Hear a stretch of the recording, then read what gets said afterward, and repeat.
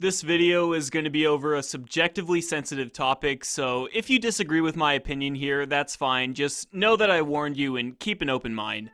Crunchyroll has picked their nominees for the Anime Awards thingy that they've been hosting for a couple years now, and there's been some interesting choices here to say the least, but one that stands out to me is Zombie Land Saga being nominated for Anime of the Year. Zombie Land Saga, the anime currently sitting at a score of 7.78 on my anime list. Now, that's definitely not a bad score, and Zombie Land Saga definitely isn't a bad anime. It was great, goofy, enjoyable fun all around. A show that doesn't require much thought, you can just put it on and have a good laugh. But the thing is, for the most part, it's just that. Compared to these other nominees with incredibly clever writing that invoke a lot of thought into the viewer, Zombie Land Saga is leagues below them all. It's even more baffling when you think about what didn't get nominated. Yuru Camp, which is beloved in Japan, Steins Gate Zero, which is the sequel to one of the most critically acclaimed anime of all time and got a near-perfect reception itself, the third season of both My Hero Academia and Attack on Titan, which are both easily considered some of the most popular anime of all time, Rascal Does Not Dream of a Bunny Girl Senpai, which aired in the exact same season as Zombie Land Saga, except this one got both a better reception and more popularity. And most baffling to me is the exclusion of the second season of March Comes In Like a Lion, which is currently ranked as the 8th highest scored entry on my anime list with an immensely impressive score of 9.05. To see Zombie Land Saga favored above the likes of all that is insane, because it's mostly your typical idol anime. Mostly. Because there's one episode of Zombie Land Saga that everyone went completely crazy over, and that's what I'm here to dive into today. Now, if you don't want this episode spoiled because you haven't watched Zombie Land Saga yet and plan to do so, then here's your warning. Now is your chance to go back. I'm also talking about the ending of this series as well as the ending of another anime called Banana Fish, which I'm using as a point of reference, so if you don't want either of these spoiled, then don't watch this video and have a nice day. Zombie Land Saga throughout the course of its run was a pretty mild anime, that is, until episode 8 came along, where they made a pretty bold choice for the series. In the episode, they announced that one of the characters, Lily, is trans, or at least they very heavily hinted towards it. Something like this is a pretty big deal for anime. It's not at all like Felix from ReZero or Astolfo from Fate Apocrypha looking like and sometimes acting like women, but still identifying as men.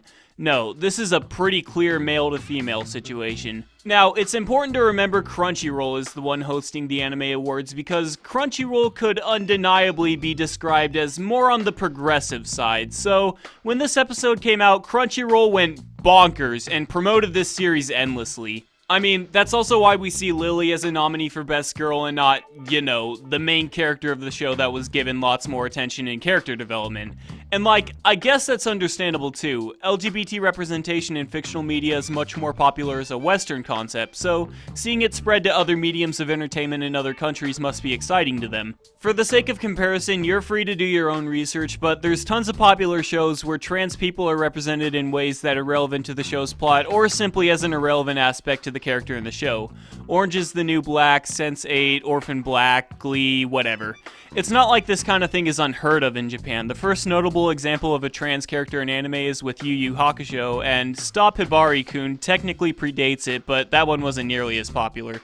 And then there's also Wandering Sun, Steins Gate, whatever. I guess the point I'm getting at is LGBT inclusion for the sake of representation is a very Western concept, while in Japan we see things like Yuri or yaoi as an element of the plot or something to excite the viewer. It's presentation here that matters. The way Lily came out as trans was very new to anime. First of all, while being LGBT isn't aggressively hated in Japan, being outward and open about it isn't really a thing there, at least not nearly as much as the West. Generally speaking, it's swept under the rug, so to speak. Second, in anime, the main goal for a cast of characters is typically audience enjoyment and not potential audience projection. The driving force is creating different archetypes that the audience would like rather than different characters for each demographic to relate to. It's not that the characters in anime aren't relatable, but when they go for something like that, it's typically designed to fit as many attractive traits as possible for their demographic, like tsunderes or cool shonen heroes, rather than the Western pop culture cast designed for as many demographics as possible to self-insert into and relate to. Like, for example, the shonen stereotype of there being a little kid accompanying a big, buff hero is there for young readership to relate to. Any kid, regardless of their circumstances, can imagine themselves in that situation of meeting your heroes. Lily isn't at all a character that everyone watching Zombie Land Saga can project themselves onto.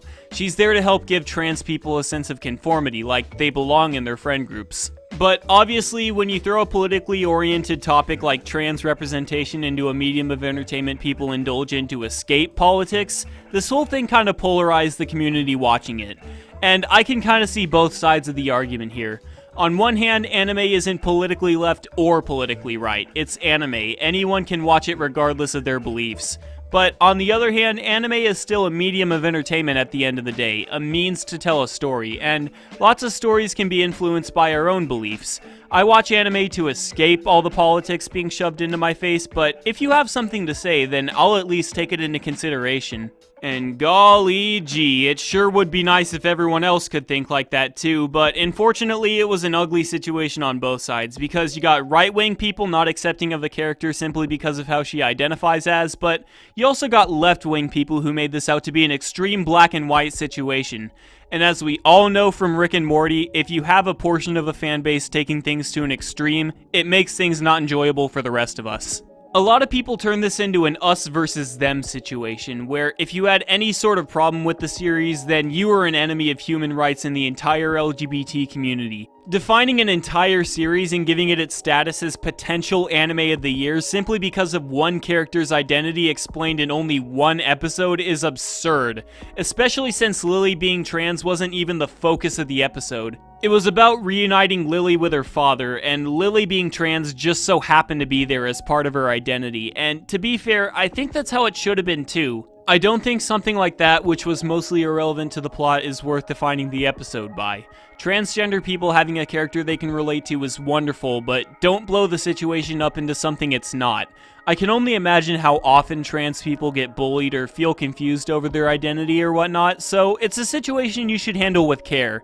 To me, it should be, hey, I'm trans, it's no big deal and I'm normal like everyone else, not, hey, I'm trans and being transgender is the only thing relevant to my character. And it's clear that the idea of treating being trans as no big deal was the intent the show was going for.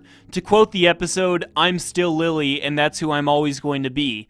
Lily wasn't any different before and after the group learned she was trans, it's just another unimportant aspect that makes up her person.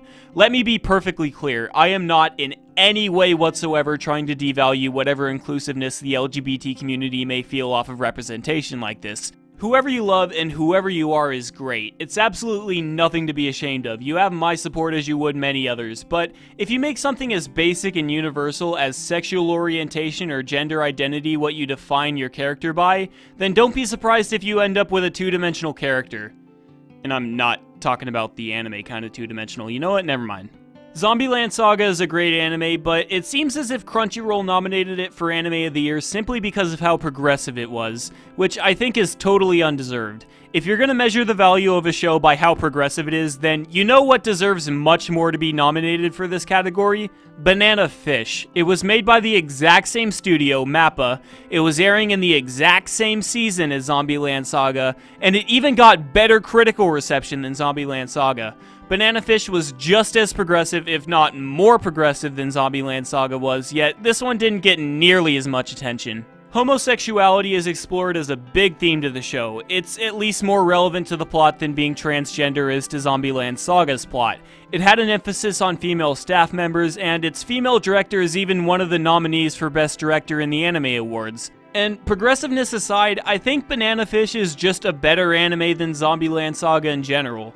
The ending to both of these shows is where I think this point is best exemplified. You see, when watching Zombie Land Saga, the ending I was predicting, or at least the one I hoped for, was something they'd just go crazy with, something that defied all our expectations. It was an original anime, so they could have done whatever they wanted with it, and the series already started out as a bait and switch type thing where they didn't reveal anything about it until the first episode aired, leading us to believe it was some kind of eerie horror anime, only to be hit with these goofy, bright idol sequences. So it would make sense that it ends the way it began. Just give us something unbelievable and unpredictable. Pull an end of Evangelion or something, I don't know.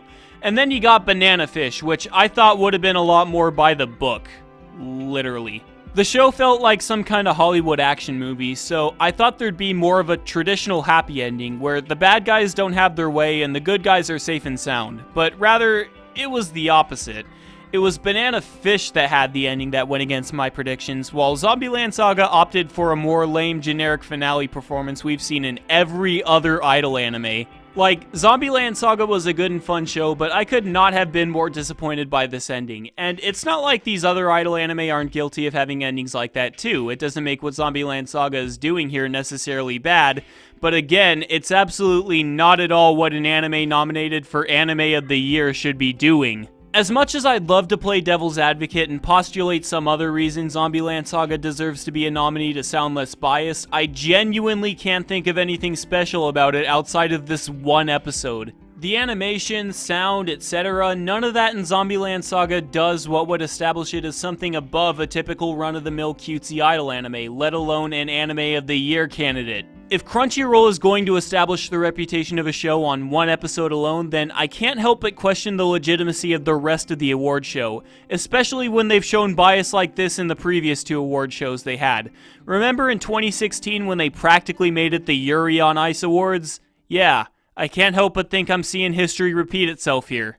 Think of it on a larger scale. Let's say, hypothetically speaking, we had one episode of One Piece that was undeniably, indisputably the best episode of any anime of all time. It was a bold episode that we haven't seen any other anime do. But then, all the other 800 plus episodes of One Piece were complete unwatchable garbage. That's definitely a more extreme situation, but surely you get what the big picture is here. Would that make One Piece worthy of being Anime of the Year? No, it wouldn't. I say if Crunchyroll desperately wants to give Zombie Land Saga some kind of representation in the award categories for the accomplishments of this one episode, first of all, they certainly already have, but second, at least make something like an Episode of the Year category so that the big boys can duke it out in the Anime of the Year category. Crunchyroll is supposed to be the representative for people who want to watch anime legally, and there's no other anime award show more official than their own, so they better treat it with as much fairness and neutrality as they possibly can. Seeing your political views represented in a show you love is great, but don't let it become some bias that makes the show out to be more than it is, and certainly don't project it onto everyone else, because remember, there are people watching anime to escape those politics. Now, you don't have to agree with me. There's a lot of topics here to feel differently about.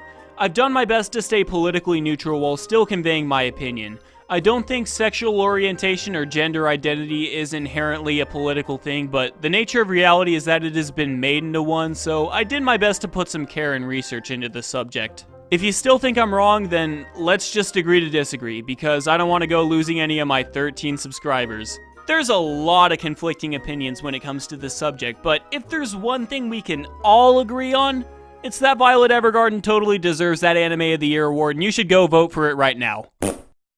私だって何も思い出せないけどライブで感じた懐かしい感覚いい子ちゃんでもいいなりでもない文句ばっかより全然いいじゃない思い出したらなんか変わんのか仲間に会えねえたまごっちだってもう育てらんね